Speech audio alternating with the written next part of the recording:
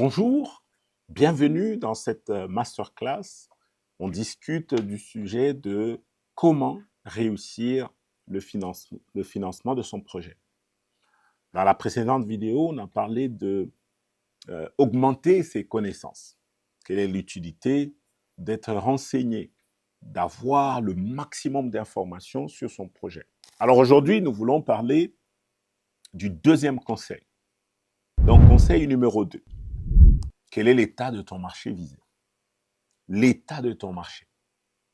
Le marché cible, c'est lequel? Dans quel état est-il? Donc, la première chose, c'est que à qui veux-tu adresser quoi?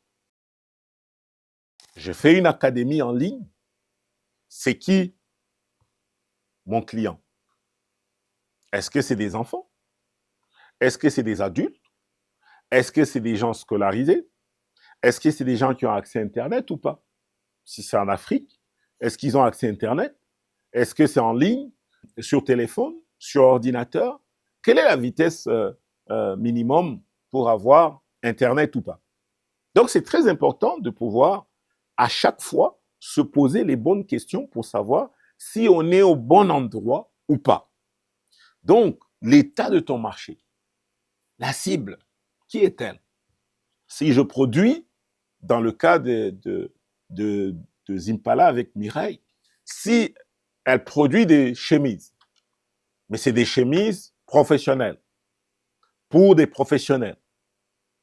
Donc, si c'est dans la ville de Kinshasa et qu'il y a 22 millions d'habitants, est-ce que le marché de Zimpala, c'est les 20 millions?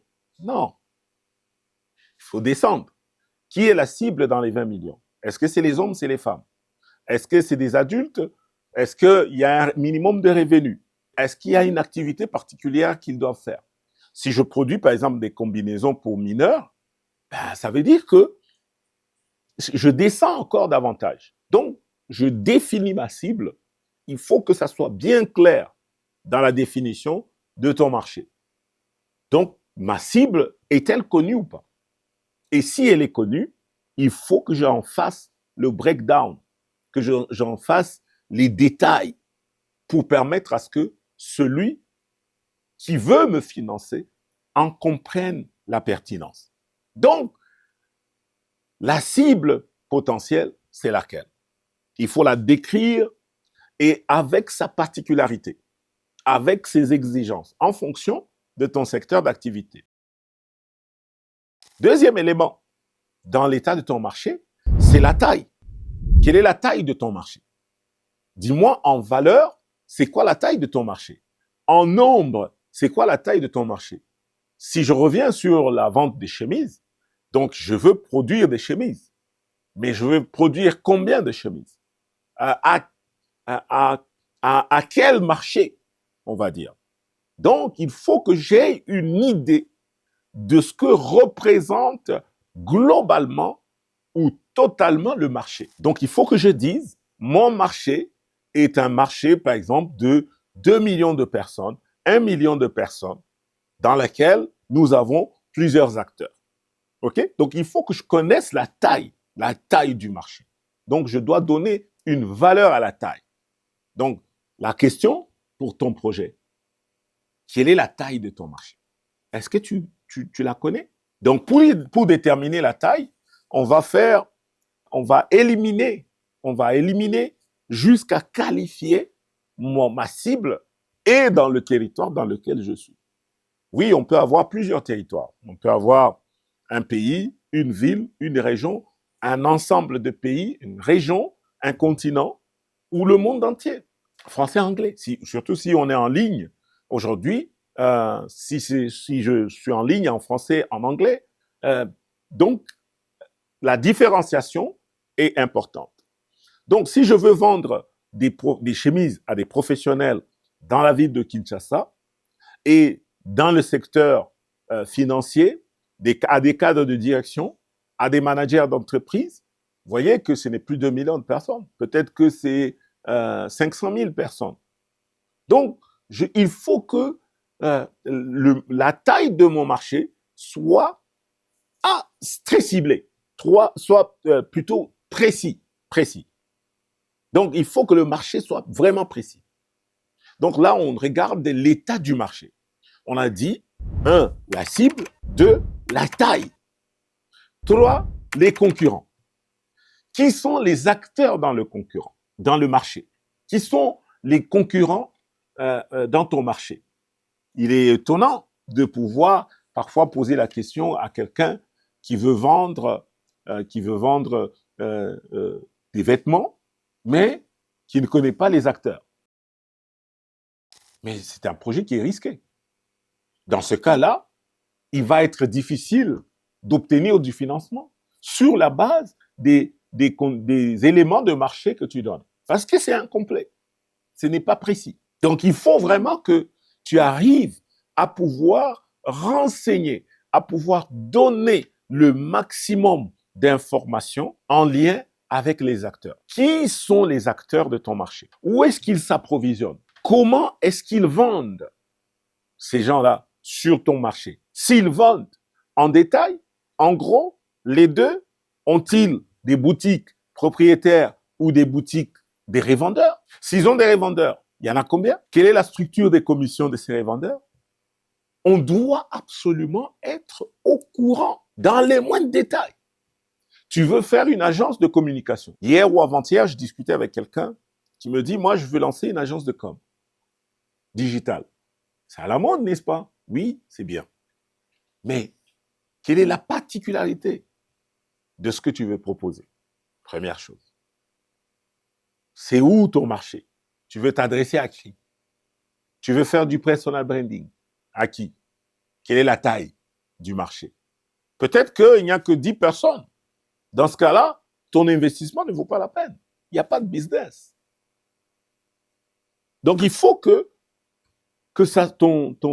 les informations sur le marché en lien avec les acteurs soient les plus pertinents possibles.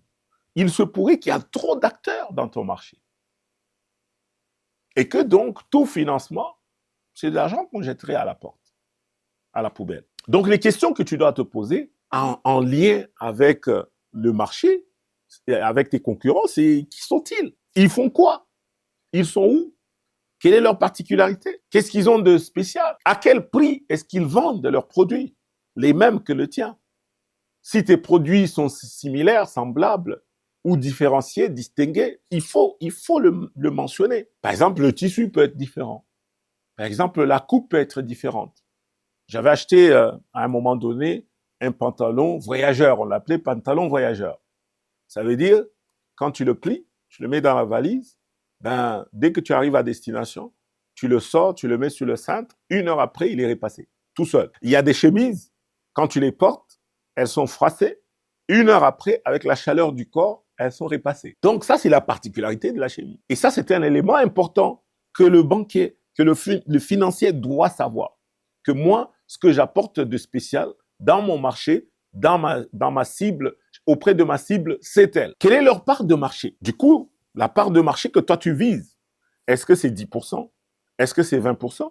Est-ce que tu veux être dominant dans le marché? Moi, je voudrais être leader dans la formation entrepreneuriale en Afrique, au Congo. C'est une ambition. Mais quelle est la particularité de ce que je vais faire dans mon marché? Ça, je dois le fournir à mon financier. Ça tombe bien, j'en suis un. J'ai un petit privilège d'être banquier.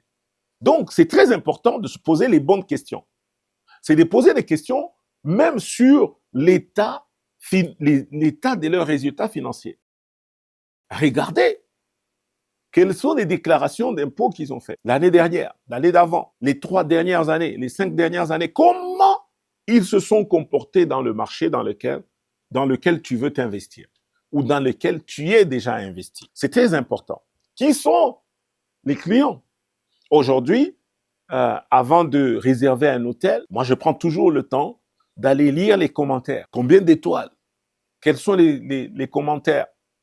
Vous voulez louer un logement? Ben, je vais lire les commentaires. Qu'est-ce que les clients disent à propos des produits de la concurrence? Il peut s'avérer que tous les clients disent que « Waouh, c'est top des tops. Dans ce cas-là, tu as un problème, mon ami. Parce qu'il faut venir concurrencer, dans ces cas-là, concurrencer. Il faut que tu amènes un produit qui soit distingué, différencié, unique, spécial, particulier dans le marché. Donc, il faut vraiment que tu connaisses l'état de ton marché. C'est très important. Quelle est on a dit la part de marché que tu veux, que tu vises. Mais aujourd'hui, mais dans 5 ans, dans 10 ans, dans 15 ans, il faut que tu te projettes. C'est très important que le financier sente, voie, palpe l'ambition. Parce que il faut, dans la tête du financier, du banquier, il veut s'assurer que en investissant dans ton projet, première étape, deuxième étape, on va investir davantage.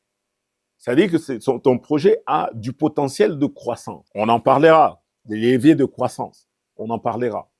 Mais ici, à cette étape, dans le marché, il faut juste montrer que la taille est comme ça. Tous les acteurs réunis, c'est comme ça. Donc, il y a ça à aller chercher.